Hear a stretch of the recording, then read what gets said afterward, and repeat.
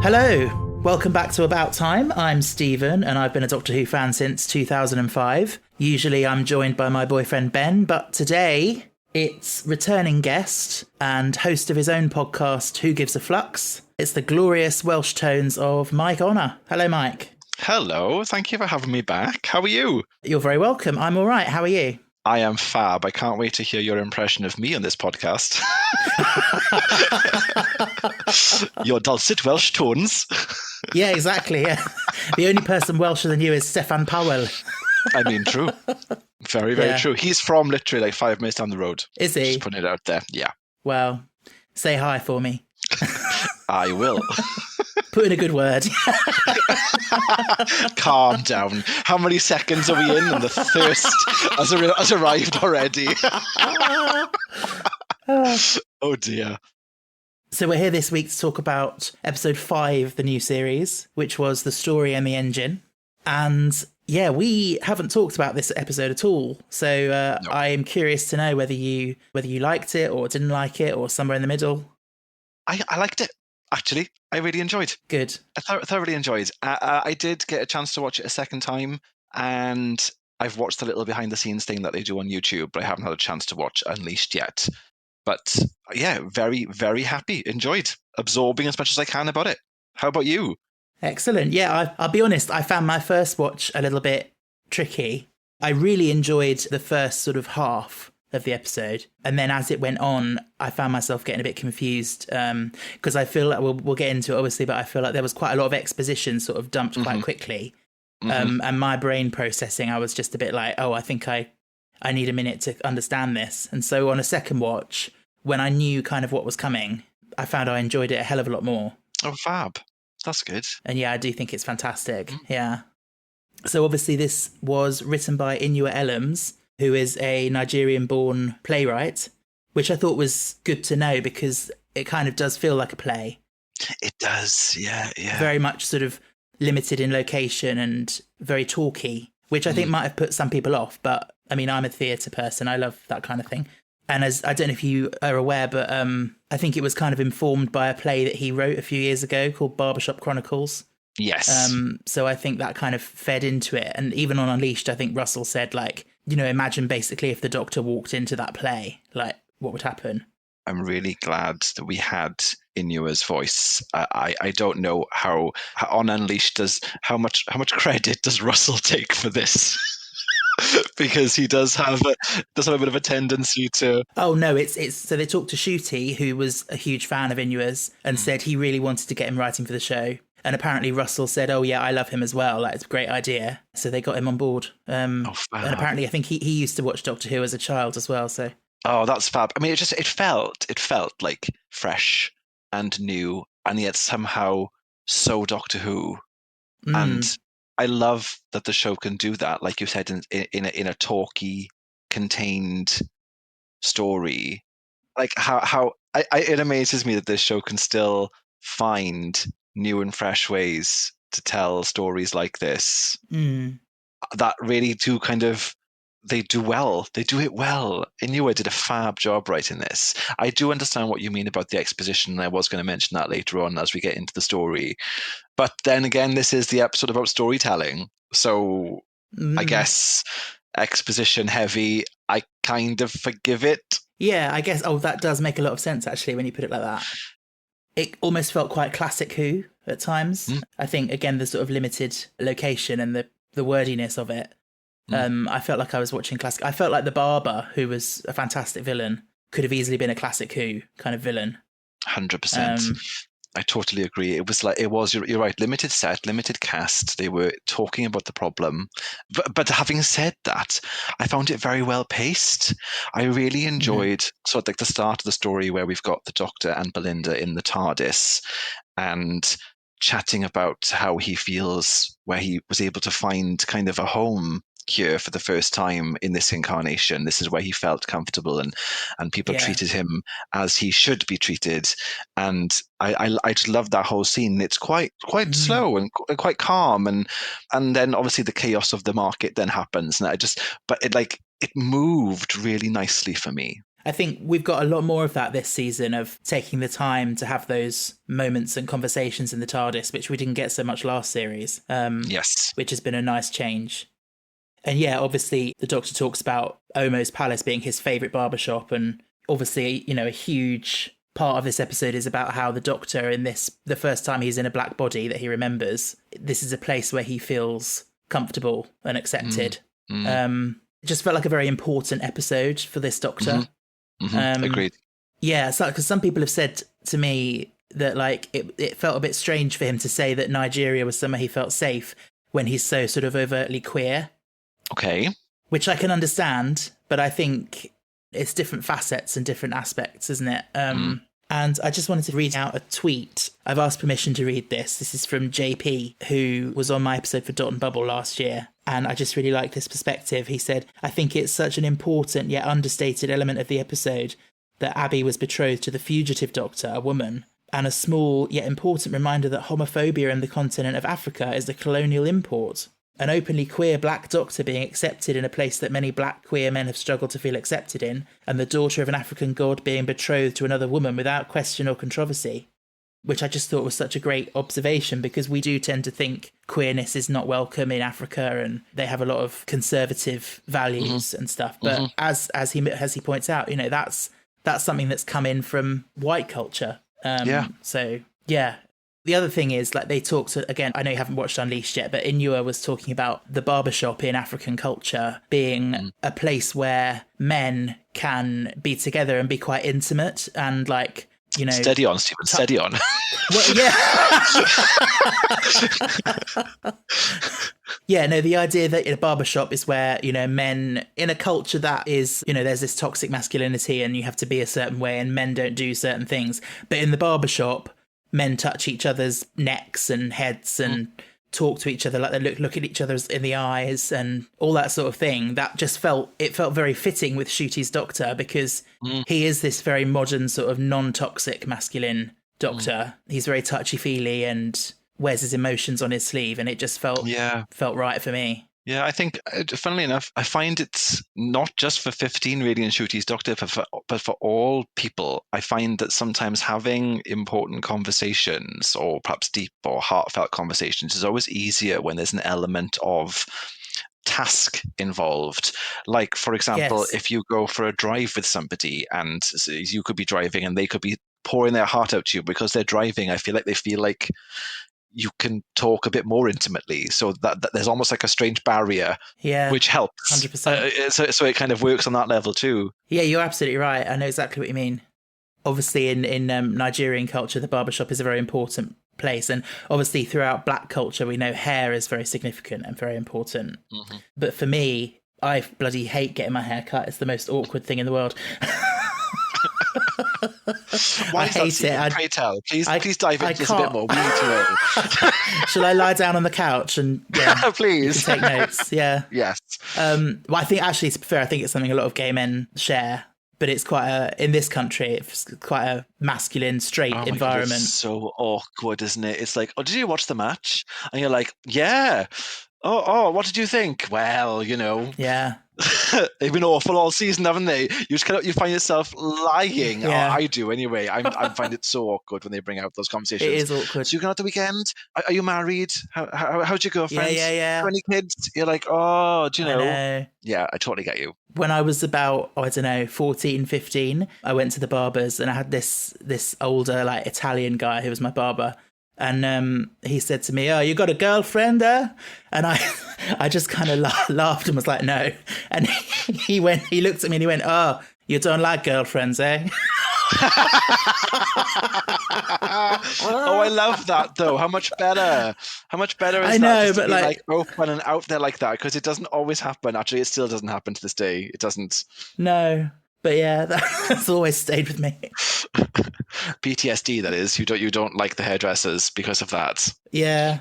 Well, I don't like small talk, and so, you know, it's a bit like, you know, in an Uber, like they have the option where you can say, I don't want to talk. I wish you could do that with the barbers and stuff, and just be like, yeah. You need to project it. You just put that vibe out there that you're a closed person. You do not want to speak today. To be honest. Your glasses are off. You're going to close your eyes. You're not even going to look at them. Do your job, I'll pay you. Yep. But yes, getting back to the more serious side of things, it was a lovely scene, wasn't it, where she was explaining to Belinda why that was so important to him, and she just got it straight away. As a fellow person of colour, she understood his situation. It was lovely. I just thought written very well, played very well, and the music was nice. There was no music at the start of the scene, and then it was quite a quiet. It really enhanced the scene, which was lovely, which is what it's supposed to do. So it was fab. Yeah. I thought that it looked stunning this week. I thought it looked really authentic. The colours, the lighting, the market was obviously like wow. It was wow. It felt really, really real. And that the juxtaposition then when the Doctor turned the corner and was in this sort of misty, dark, shadowy alley, and it said like turn back, don't enter. It really did. It was quite a sudden change, and it did feel like, oh, it's tense. What's happening? What's going on? Because we know he's going to the barbers, which shouldn't be a frightening thing. And I do love when Doctor Who does that, like takes a kind of normal, average, everyday thing and turns it into something sinister. And then in the actual barbers, I thought it was just the lighting was stunning. All these like pinks and greens, and I thought it looked beautiful this week. It really, really did. And the image of the CG spider machine was fab. So good. You're right. It was a visually stunning episode, and especially when you consider that they entirely built that market set in Cardiff and everything. Like. Yeah. And it just goes to show as well that like the importance of having the consultants that they have these days about different cultures and things, and again, showing that on Unleashed, like there was an interview with the consultant, the Nigerian consultant. So they're really showing the importance of that. Good, rightly so. And I think that's a great progress that we've made in the industry. Definitely. That we're doing that. Definitely. I liked the way that the title sequence started on the window. Yes, that was clever. That was clever. I could have probably coped with it being totally in the window, but I guess if the scene then sort of continued in the barbershop, the camera could have panned back into the barbershop. I guess that would have made sense, but because it wasn't doing that, it was picking up with the Doctor and Belinda. I think it made sense to jump in, But yeah, it looked really cool. It did look good. And we've had so much meta stuff lately, and this episode was obviously no exception. We've had so much about the power of stories and storytelling, and it's sort of, I felt like this episode wasn't afraid to wink to the fact that audiences watching a story. Yes, absolutely. Yeah. Absolutely. I found it really, jumping a little bit as well on that trend, how the stories that the majority of the people in the barbershop were telling were sort of illustrations and cartoons and imagery in the window, that when it came to the Doctor telling their story, it was just episodes of Doctor Who on the screen. Well, they weren't like illustrated, and I thought, is that sort of another nod to the fact that the show is a show and the Doctor knows they're in a show and stuff like that? I don't know whether it was another a cheeky wink towards that. Even the fact that showing that little scene with Belinda was like, it had its own camera angles and everything. It's like someone directed it, like Yes. Although I'm also just like, did they just do it like that to give Varada a bit more to do in the episode, or possibly?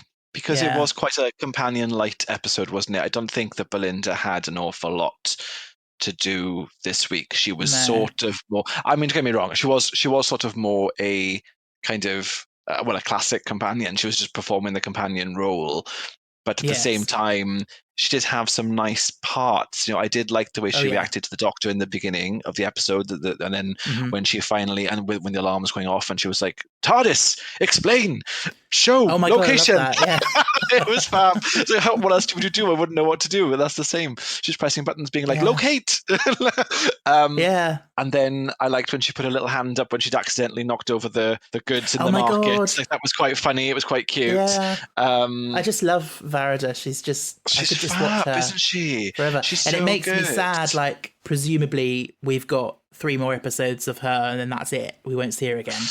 That's the presumption. And it just seems such a shame. Like, she's such a great character as well, Belinda. She is, and I did enjoy her in this story. I just found that in other stories she perhaps had she had a bit more to do, I think. And I think but the ensemble cast of this one kind of overtook, which isn't necessarily a bad thing, because I thought actually the ensemble cast were fab in this one. There's a lot of talk in general, I think, where we get these kind of side characters who obviously are there to perform a function but don't have a lot of depth, I guess, or again, a lot to do. But for some reason in this one, I felt each of them. I felt what they needed me to feel. And they did they all felt like they'd been stuck in that barbershop for a really long time. They were running out of stories to tell. They were starting to get to panic. And it was starting to really hurt them physically as well. So they were getting to the end of their tether, which I think is why Omo then mentioned the doctor and told the story of the doctor. And then they all kind of leapt on it being like, we need the doctor. You know, so I feel like there was a lot. Their side character had a lot to do, whereas Varda Belinda didn't have as much to do. But what she did was fab. The line where she said hurt people was just oh, and she just said it in such a way where I was like, oh, Belinda, yes, you're so right. Wise. The nurseness comes out. Yeah, it was just fab. She's just fab. It's interesting when the TARDIS was, sounding those alarms, they didn't use the opportunity to use the cloister bell. Yes. I thought that would be a kind of obvious thing to do. It would have. I agree. I wonder why they didn't. But I guess it's just maybe they think it's a bit old-fashioned, but... Maybe it can be overused, though. Maybe it should only be used in the absolute dire of circumstances. Oh, that's true, yeah. Maybe the severity of what was happening was the doctor is trapped, you need to go help him. Like wake up. Come on, it's time to go. Not like the universe is about to be ripped apart. Yes. Even though that's what, it's not quite where they end up, but yeah. Something I noticed as well, I often see sort of links to other episodes, and one that came up for me this week was Rings of Akaten, with the idea of the Doctor having so many stories. Obviously went down a different route, because if I remember Rings of Akaten right, he thought that all his stories would overwhelm this godlike creature, but they didn't, and it ended up being Clara and her very human story that saved the day. Whereas this time it was kind of the other way around. I think you're right. I think that is what happened. I'll be honest, that episode is a little bit woolly in my memory. Yeah. But that rings a bell. It rings an Akatan. Yeah, I liked that. And I do like it when they kind of remind us that the Doctor has lived such a long life and has done so much. I know it's a bit cheesy when they play the clips of different Doctors and stuff, but you've got to kind of love it as well. Oh, I love it. See, I don't mind it at all. I feel like it's a really nice sort of thing for us diehard fans to see our old lovely stories and Doctors reappearing. Where I think it's fab. I think it would be a shame if they didn't do that. Oh, it would be, yeah. And I think also for newer fans who this might be their first era they've watched, it's sort of showing them, look, if you're like this, there's so much more that you could go back and enjoy. Yeah, definitely. It teases the back catalogue, which has got to be a good thing. Absolutely got to be a good thing. Which does sort of bring us nicely onto the elephant in the room, which is obviously the fugitive Doctor.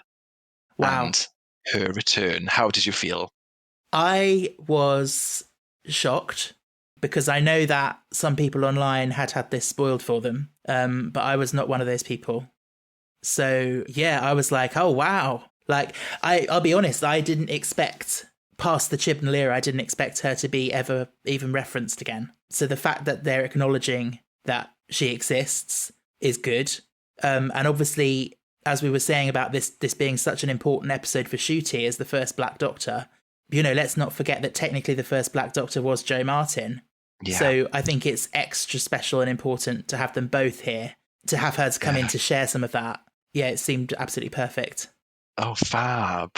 I have to admit, I was spoilt it. And it's the first time, I know, it's the first time this season that's happened. Remarkably, I haven't hidden myself online. I haven't not scrolled, but for some reason, for the first 4 episodes, nothing did get spoilt. But this one, it was Russell as well, of all people, posting a picture of him and Jo on the set. And I was like, oh, right.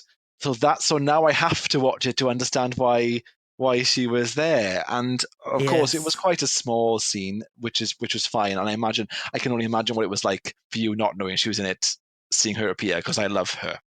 I love her. Yes. The only thing I wanted to ask you about that was, now I have watched it twice, but I still didn't quite grasp whether Ncuti's Doctor remembers Abby, but at this point the 15th Doctor doesn't have the memories of the fugitive Doctor in canon. Yeah, right? I did wonder that myself, but I do think so. You know how when he first saw Abby in the shop, he was like, "I recognize her face," but he couldn't place her, Yeah. and that to me feels like, you know, when people have their memory wiped, like Donna, for example, but then she has these little remnants in her subconscious of like the wasp and stuff. So I think that was that. Like something was ringing a bell, but he couldn't place it. And then I don't know, maybe it's a bit of a wishy-washy explanation, but I feel like the barbershop being so connected to stories and memories and everything, perhaps it being in that environment just sort of unlocked something for him a little bit. I like that. Yes, I like this. Headcanon accepted. I like this. All the stories in there, the story engine being there and them feeding it and them, and them being on it and in it. And actually, story engine was stunning. What a clever idea. Because when I heard the title of this episode, I thought, oh, what? I'm not sure. Like when you heard Dot and Bubble last season, I was a bit like, what's that going to be about? And I think the story in the engine, I was a bit like, oh, I don't know how they connect. I love that. And the fact that it was actually a story engine was really, really cool. And the visuals of it being, I mean, first of all, it was like a brain, which was like quite clever because stories, brain, lovely, heart inside, lovely, clever, makes sense. And it opened out to be like a tree and all these like greeny blue veins and things coming off it. I just thought it was beautiful. Yeah. Really, really, really evocative. Gorgeous. Yeah. And the way that stories were the fuel that powered the engine as well. Like, I mean, there's so many different ways you can read this episode and think about it in different ways. But one thing that occurred to me is that it's almost like Doctor Who itself is the engine. And like, there are constantly stories being churned out to fuel it and make it go forward. Yes, that's true. It felt to me like that room was sort of like the barber's TARDIS. It felt a bit like the central console and the column and all the things around it. And it felt very TARDIS-like to me. What do you think of the barber? Yeah, I thought he was fantastic. Really, really watchable performance. Quite sinister.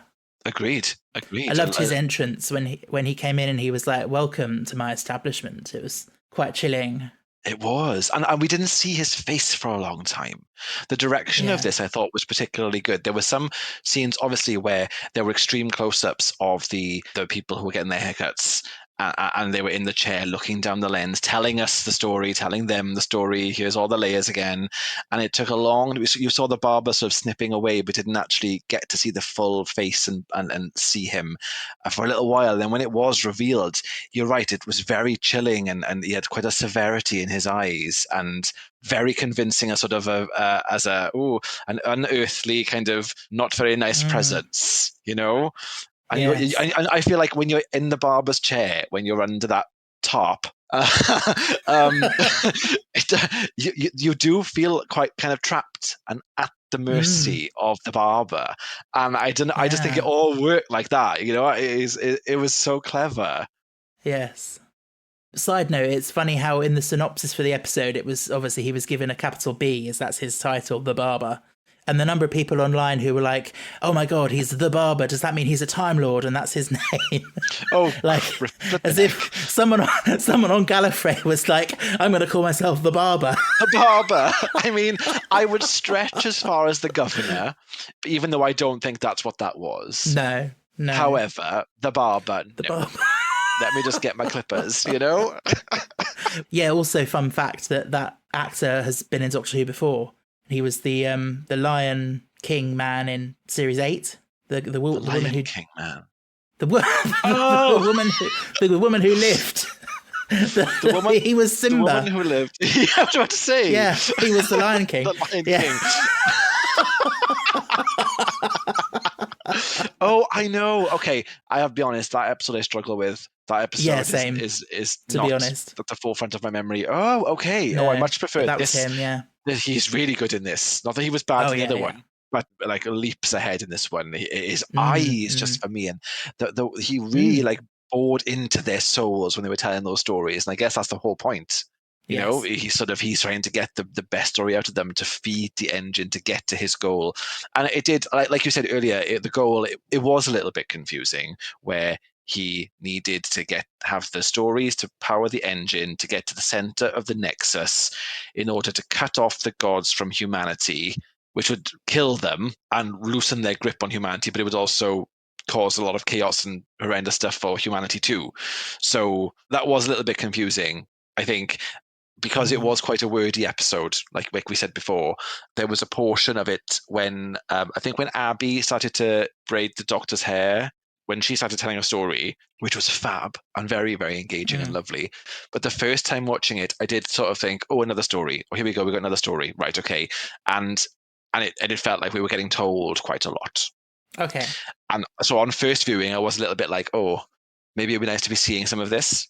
But on second viewing, I felt a lot more sort of content with it because I realized that this is the episode where they're telling stories. This is all about storytelling. So it makes sense that it's storytelling. And in that sense, yes, very much like a play. That's how it would be represented as a play on the stage, wouldn't it?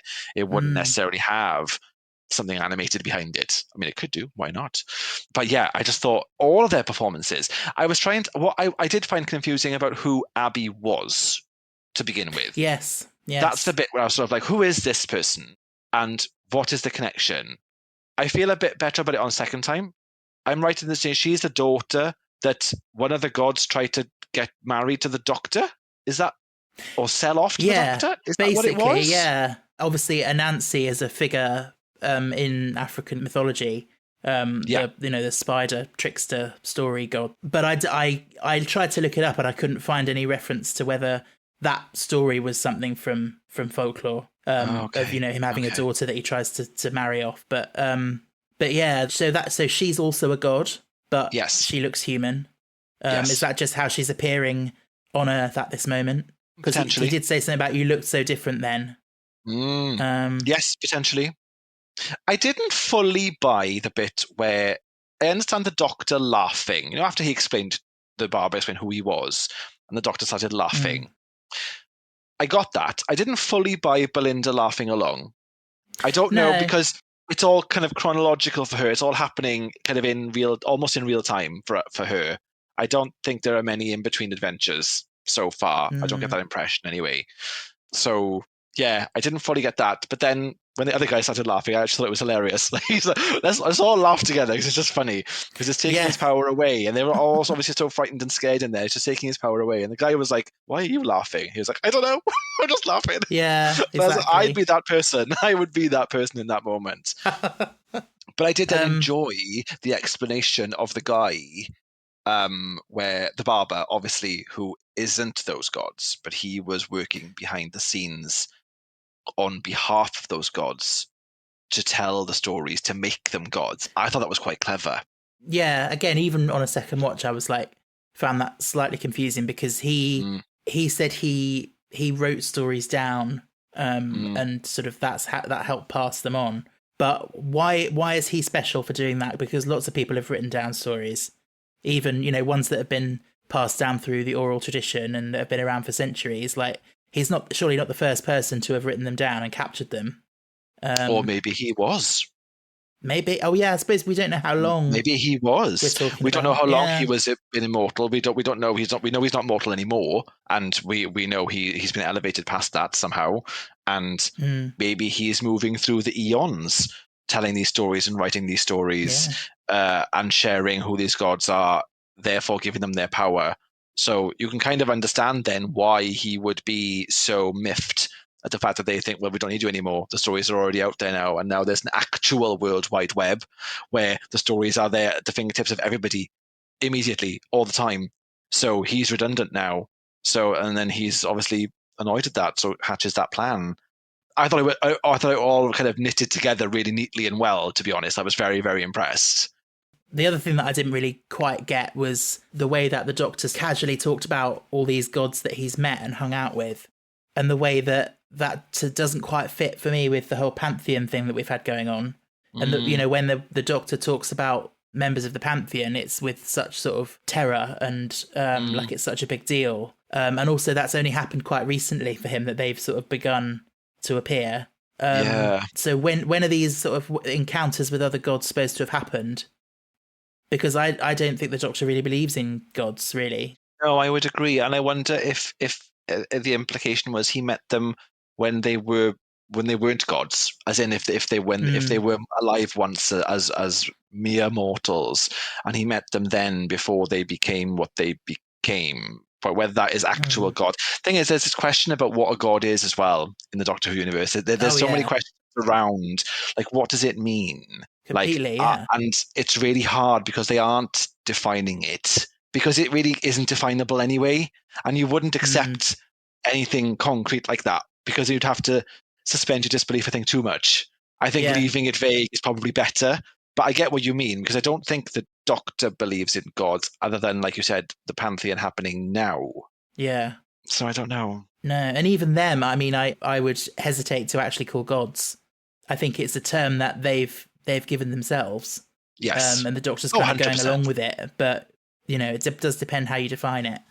But yeah, I suppose, is it possible that when he was talking about all these gods he's hung out with, it wasn't even true? He was just saying it to shut this guy up because he knew he wasn't a god. So yeah, I don't know. Maybe he was just telling his own story to kind of just turn the story back to how he wants it to play out. I don't. Yeah, maybe.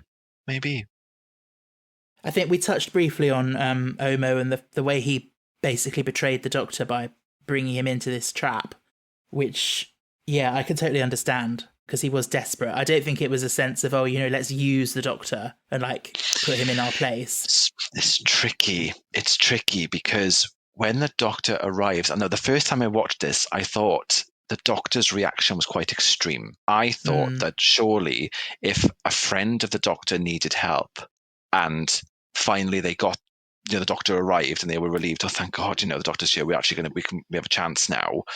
I'd have thought the Doctor wouldn't have reacted the way that 15 did in that moment. It was quite extreme, like, you've sold me out, I loved you, I cared for you, you're dead to me, basically. It was quite a lot. I mean, don't get me wrong, it was lovely to see the Doctor, playing with his man pain again, as usual, but it was quite extreme. But on second watch, I noticed that when the Doctor arrives, Omo goes to the barber and Abby and is like, he's here now, he's here, you can let us go, you can have him instead. Yeah, exactly. So I think because of that line, it did feel then a bit more justified with the Doctor reacting the way he did. Having said that, at the end of the story, he was like, we're best buds again, there's no problem. Which is good, which it needed to be. I don't think Omo never intended it for it to be like that. He wasn't sacrificing the Doctor for them. He was bringing the Doctor in at a point where they had nothing left. They were at the end of their rope. They had no stories left. And they were going to be, redundant? What was going to happen to them? He was trying to save these boys who he treated like sons. So I think you can see both points of view, but I didn't get that on first watch, only on second watch. Yes. Yeah, you're right. Played beautifully. Ncuti in that moment. Yeah.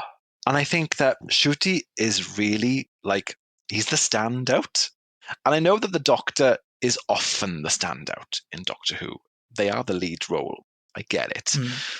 But sometimes in drama, I find the lead role is often there performing their function, and I normally have a lot more feelings towards the side characters. And I think that they get the kind of the funny lines, they get the sad lines when something happy happens. And I always felt it more.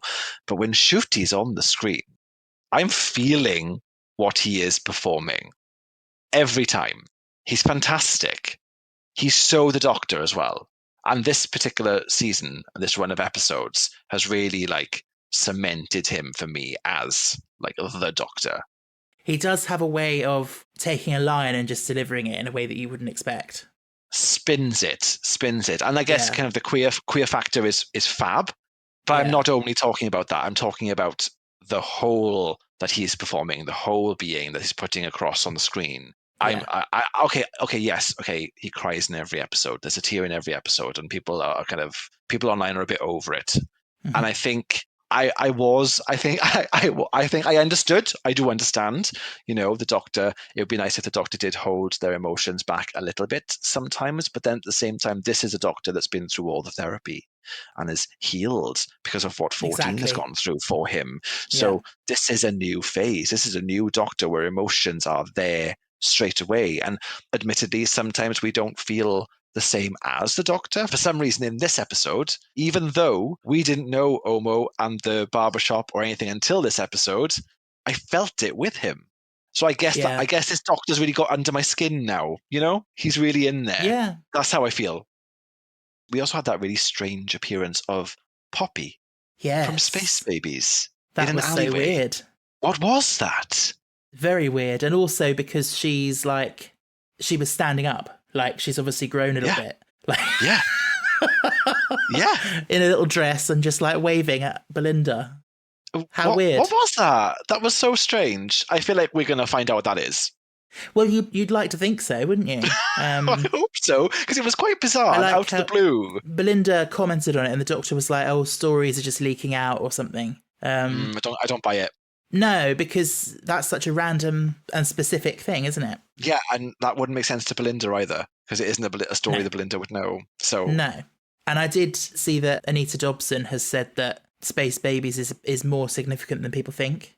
Ooh, okay. We'll have to see what she means by that, but because not my favorite episode. No.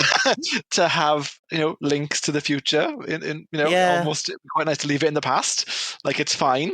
I think it might have been at a convention or something. There's a video I saw of her where she's saying, I watched that one with all the babies and I thought, what is this? What's he doing? And then I read the stuff that I've been filming now and it was like, oh, I see. Oh, it all makes sense. So we'll have to see. Thank you, Anita Dobson. Yes, you can go now, Anita. Yeah. Thanks. Cheers for that. No, interesting though. That is interesting because not an episode I expected to call back from. No. It kind of gives me faith and hope that there's been a plan all along, if you know what I mean. Yes. I think there is a plan and there has been a plan all along. I think that's how Russell's brain works, as well as sort of adapting and sort of seeing strange coincidences and making them part of the story that end up being, phenomenal. And everyone thinks he's so clever. There are obviously some things he can't plan for that just happen organically. Mm-hmm. But there is a plan. There's 100% a plan. Mm-hmm. I didn't expect Space Babies to be part of the plan. No. That's all. Well, we shall see. Watch this space. Watch these Space Babies. Indeed. So also towards the climax of this episode, obviously we got the idea of the 6-word story. And the Doctor talks about having met Ernest Hemingway and inspired him to write a 6-word story. Hemmy babes. Which... Sorry? That's why he said Hemmy babes. He was so Ben in that moment. It was unreal. I did think, oh my God, it's Ben. Hemmy babes. Show me how good you are. 6 words Hemmy less, babes. Please. Oh my God, that's so true. That's so true. I didn't even think of that. How did you spot my boyfriend in this when I didn't? Ben is ingrained in me. It's happened already. I'm an avid fan. Okay. What can I say? But yes, so I think famously it's attributed to Hemingway, but I don't know if it's actually true. But the famous quote that he supposedly wrote was, "For sale, baby shoes never worn," which obviously is very concise and just tells a huge multitude of a story within that. Mm-hmm. And then the Doctor gives his fantastic, I'm born, I die, I'm born, which again, such a great summary of the Doctor. Yes. I just loved how that sort of tells it's a never-ending story, which Doctor Who potentially is. Yeah. And that was like the key that unlocked everything. And it was just like giving the engine too much power, like infinite power. I thought that was very clever. Very clever. Because the other crazy thing to think about with Doctor Who is that, yes, the 15th Doctor is the current incarnation and the one who lived through this story, but the Doctor's a time traveller and all their future incarnations are out there somewhere travelling around. So if you look at it from like a non-linear, timey-wimey perspective, like they're all, they're potentially infinite Doctors are out there. So it really is an infinite story. Like, yeah, absolutely. Yeah. And you've just set up a question that I was going to ask you perfectly, Stephen. So congratulations on that, first of all. But second of all, it was sort of on the back of seeing Jo Martin back. And it being it was a wonderful but brief moment that she was back for in this episode. And I wondered what you thought about the idea of, if we're going to continue having Doctor Light episodes, like, fine, like, not a problem. Because as illustrated last week, and actually in a lot of Doctor Light episodes, the potential for storytelling is so great in those episodes, and it's really interesting. I wonder, though, how you feel about something different, about why we didn't or couldn't necessarily have an episode where Jo is back as the Fugitive Doctor for an episode. And what an interesting way to tell a story linked to the current story. But, well, for Matt Smith to come back for an episode, for Paul McGann to come back for an episode. It doesn't have to be Jo Martin, but as we would all, I think, like to see more of her, I think that would be a really clever way to link the past with the present and do something clever, you know? Yeah. Oh, I'd be very up for that. I'd be very up for, say, you know, the odd special here and there, using a past Doctor and past companion even. Yeah. But I feel like historically they've always shied away from that because they like to build a brand around that one person who's the current Doctor. And I feel like it would kind of dilute it a bit. But I mean, we all know that like there've been many Doctors and this and that. I don't see why they couldn't do that sort of thing. Be interesting. Because it would be a great way of allowing people to revisit the role without having to do sort of, we've had many sort of multi-Doctor meeting each other stories now. There's only so many times you can kind of flog that. Absolutely. And it isn't that big a commitment for the actor as well. If they are busy people, then, you know, it doesn't have to be David Tennant all the time, as much as we love David Tennant. We do, but it doesn't have to be him all the time. It could be somebody else. And it could be a companion we don't know. It can be no companion. It can be, they can tell any story they want.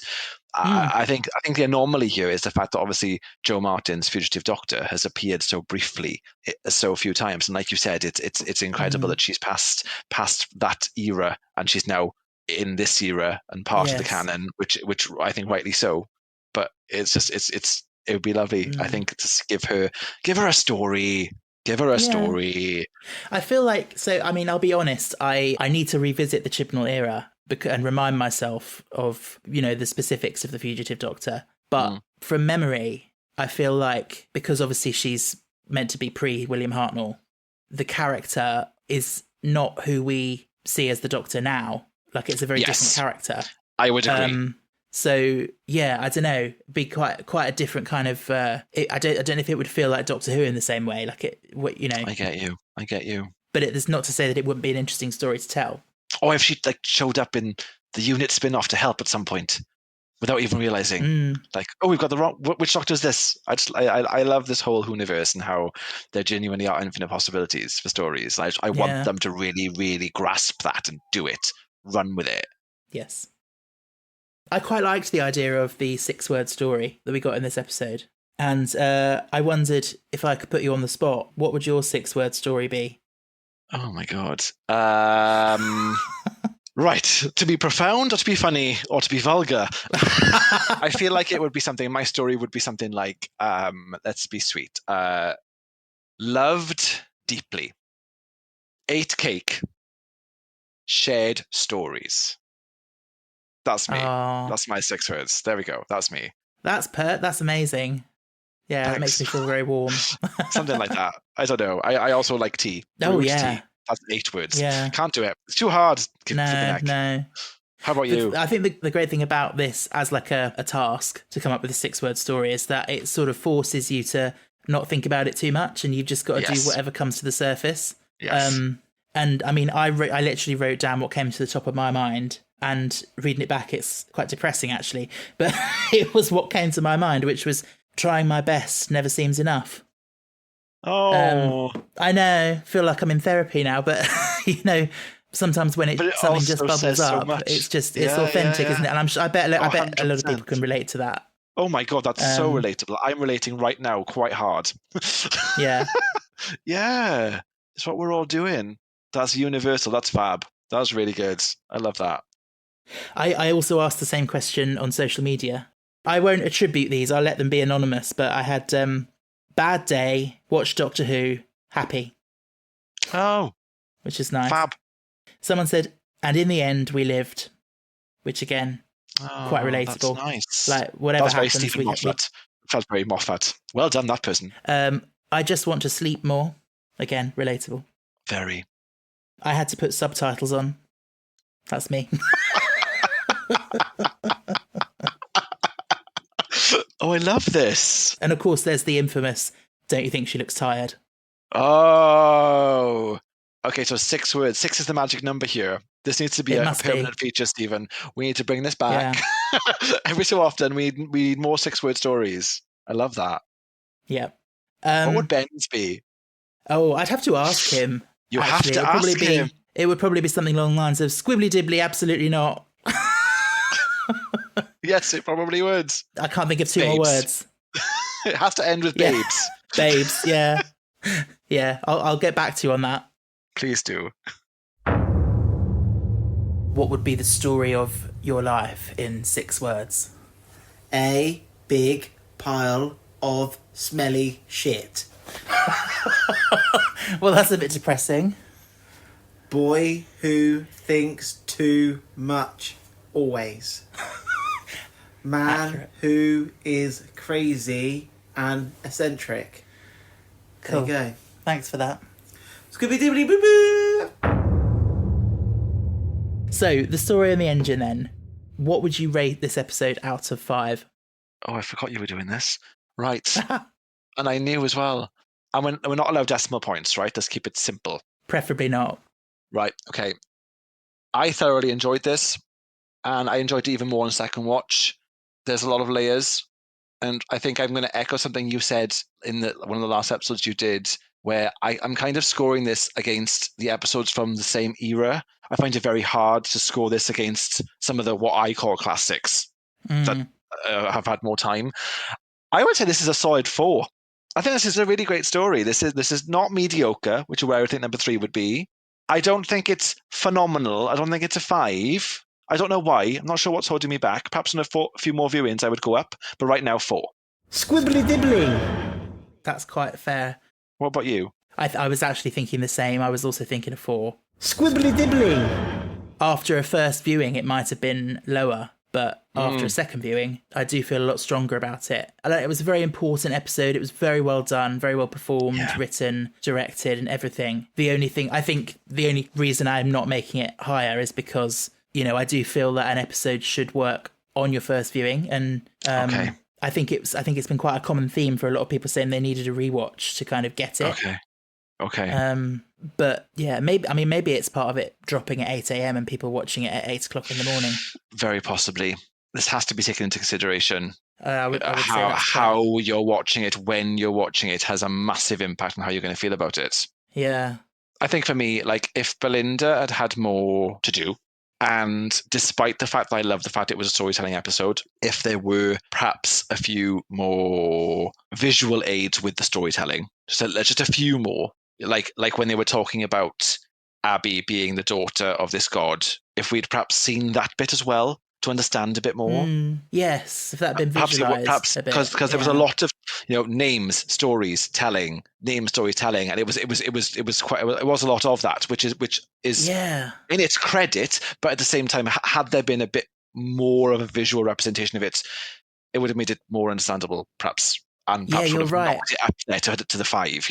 Yeah, I completely agree with that. Would have just made it clearer, I think. Mm. Especially for the younger audience, which is, again, you can't forget that's really where Doctor Who is aimed at. I wonder how many children watched it and kind of got it. I also like to ask for a quick-fire response as to what was your favourite thing and your least favourite thing about the episode. Oh my God, I forgot you did this as well. And I listen to your podcast all the time. I am right there on Patreon when the new one drops, and I forgot. Right, okay. Favourite thing, least favourite thing. My favourite thing, and it's maybe hard to quantify, I feel like it was actually the vibe and the camaraderie between the characters in the barbershop. And I think that is something that felt like you said, like a play, like a drama. The idea of the storytelling and the fact that to this doctor, it felt like home. And somehow it did also feel like home for me, even though myself and the 15th Doctor are very different. But the vibe that they created and the atmosphere, and that was one of my favourite things about the episode. And that is probably attributed to the writing, the performance, the cinematography, the direction. It really is the whole package that you get in that space. I really enjoyed they were in that space and they used it and it looked amazing. I could almost smell it. Do you know what I mean? Like, I just felt like it was all there. It was fab. That was my favourite thing. My least favourite thing, probably really, I guess, the lack of use of Belinda. She had some lovely things to do and some lovely things to say, but had she been in it more and had a bit more to do, I probably would have felt like it was flying. So those are mine. That makes a lot of sense. What were yours? For me, my favourite, it's hard to choose because a lot of the stories that were told in the barber chair, I really liked. You know, for example, the one about the music being a live thing that, you know, is sort of the spur of the moment and you can't just sort of capture it and package it. Yes. I loved that one. It's beautiful. And obviously the weaving the maps into the hair section. That was That fab. was so beautiful. And such a brilliant thing to include as that, you know, piece of history there that I was not aware of. And I've looked it up since and it's just amazing. Really amazing. So I love that they included that. And then Belinda's story as well, the saving that old woman's life and the fact that the doctors and stuff weren't really listening to her, but she knew what she was talking about and she pushed it and she did the right thing there. She made the right call. That was a great scene. So the stories were your favourite part, Yeah, then, really? I do think the they were, stories within yeah. the story. Absolutely. Love that. That's so cool. Yeah. Love that. And as for least favourite, I think it would just have to be the confusion I felt over some of the plot and exposition. But, you know, I'm not saying that's necessarily a fault of the episode. It might just be my brain processing it. But perhaps, like we said, if it had been a bit more visualised, it might have made it clearer on that first viewing. Yeah, fair. Absolutely fair. I also always ask on social media what listeners thought of the episode. Sinea says, I really liked it. I just felt like it needed more time. I wish the episodes could be longer, which a lot of people have said. It is becoming a regular kind of conversation, isn't it? Just that those few But minutes extra. the funny thing is, like, I feel like back in RTD1 and so on, like they were capable of making perfectly satisfying episodes at 45 minutes. True. So I don't know why it's feeling like that now. True, actually. And I praised the pacing of this at the start of this conversation, and I stand by that. But I guess the hope would be that if you do feel like something is missing, give them 3 minutes and perhaps that'll help.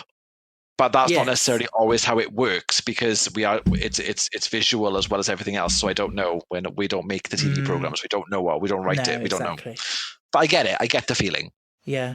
Analysing DW says, can say from personal experience the cultural authenticity was bang on. I suspect Shooty enjoyed this episode more than any other he's done, which I definitely think you can get that vibe. 100%. Shooty was loving his life in this. Yeah. This was the episode, wasn't it? This was the episode. Yeah. And he was so excited for this one to go out as well and people to see it. Another Mike, not you, but another Mike, says, I enjoy the characters but can't understand some of the story. And I do think that's how I felt after the first viewing. Yeah, I get it. Danielle says, so good. Feel like I finally get what Doctor Who is this era, which is nice. Oh, wow. It's nice That's when it really feels like nice. it finally clicks. Yeah. Yeah, just so much to talk about with this episode. And I feel like we've only just scratched the surface, but 100%. I think actually a lot of this year is going to be a bit like that. This season in particular, there seems to be a lot of talking points that is going to keep on going, which is fab. So good. So 3 episodes left. Exciting. How fast we've got here. Yeah, I know. This weekend's going to be a fun one. So it's actually my birthday weekend, and obviously we've got the Interstellar Song Contest. Yes. Which I'm going to be watching with a group of fans. Fab! So that'll be fun. Yeah, nice, fun little Interstellar party. Oh, amazing. So I look forward to that. Definitely looks like a camp fest. You think? Yeah. I'm a big fan episode, of Juno not Dawson, though. The episode, not the company. Yeah. The Both, to be fair. Both, to be fair. Fest. I'm a big fan of Juno Dawson in general anyway, and her writing. Yeah, I've read several of her books, and she's written a Doctor Who novel as well, which was fab for the 13th Doctor. If you haven't read it, it's really, really good. What's it is called? a really, really good one. Oh no, don't ask me that now. We are live on air. I don't know, Stephen, I don't know. But Google, faithful listener, Google. I feel like it might be called The Good Doctor, A Good Doctor, something like that. It's got a green cover. What's it called? Yes, it is called The Good Doctor. Facts. Well done. Is it called The Good Doctor? Fact Fantastic. checked. Yes. Wow. Yes, The Good Doctor. Live on the podcast. Fab Doctor Who novel if you get a chance. And if you get a chance to read any of Juno Dawson's books, honestly, just do it. The current trilogy that she's written about witches is fab. So good. Don't ask me the name of it. I've read the first two. I won't. I've learnt my lesson now. Yeah. I'm so sorry. I don't know. I know these things, but don't know these things. Really good. If you get a chance, though, to anything written by her. Brilliant. I'm really looking forward to it. And to her podcast. If you don't listen to her podcast, she's fab. She does a Sex and the City podcast, a White Lotus podcast. Really, really interesting perspective. Love it. Fabulous. Side note, no sign of the official Doctor Who podcast this year. That's quietly Shock. been shelved. What a shock. I mean, I'll be honest, I didn't listen to it at all. Have you not? Nope, I haven't listened to it at all. I've just never felt the need. I've seen the clips online and just thought this doesn't feel like the kind of podcast I'd want to listen to. It's not the same vibe, you know? No, not at all, yeah. I quite liked it for the 60th specials because I feel like they had people on who were actually fans and sort of enthusiastic and this and that.